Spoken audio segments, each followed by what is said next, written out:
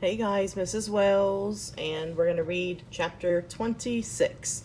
So, first of all, the first vocabulary word is custody, and that is the protective care or guardianship of someone or something.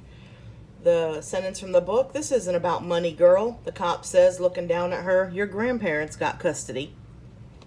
And then the next vocabulary word for 26 is suspension. That is a noun, and it refers to the temporary removal of a student from his or her regular educational setting for a violation of school rules. This says, I'm suspended for 3 days. And this one is, the principal suspended me. School is the only place in the world where you can get time off for bad behavior. You're looking at a suspension, Miss Hill, if you don't make your way out of here right now, the principal says. Alrighty. Chapter 26. At Dr. Mitchell's, Mama sleeps on the couch. I sleep on the floor in a sleeping bag in Zora's room, but she ignores me all night. During the car ride to school the next day, she keeps her mouth shut and her lips pocked out. Her dad tells her to apologize to me for being so rude. She never does, though. When the car stops, she hops out and runs into the building. I see now why Mama doesn't want to live with anybody else. It's bad enough not having a house, let alone being treated like you ain't wanted by people who are supposed to be your friends. I don't have time to feel sorry for myself, though. As soon as I get out of Dr. Mitchell's car, Sato is in my face. Janae's in there with the cops, he says, grabbing me by the arm and almost dragging me up the steps to the building. What? I say, pulling my arm away from him. He points to a squad car parked in front of the building. Yeah, the police. They got her in the principal's office right now, Sato says, tugging on his skull cap. I forget that me and Janae ain't speaking. I hurry inside and go straight to the principal's office. There's a big cop standing out front, another one inside by the school counselor's office where Janae is sitting. They can't make you live with people you don't want to, can they? She's saying.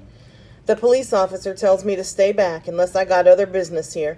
A lady cop tells Janae that her grandparents have custody of her and that her mom cannot just walk in here demanding her school records so she can take her to California to live. Janae smells like orange blossoms today. When I get close, I see that she's crying and holding some woman's hand. She's kind of pretty, got long braids with cowrie shells in them, silver bracelets from her wrist to her elbow. She's skinny, too. She's telling Janae that everything will turn out okay. But I want to live with her, Janae tells the cop. She's got money. She can take care of me, she says, pulling money out of her pocket. That's when I realize the woman is Janae's mom, the heifer. This isn't about money, girl, the cop says, looking down at her. Your grandparents got custody. If this woman wants you to come live with her, she needs to take it to the court, he says, pointing to Janae's mom.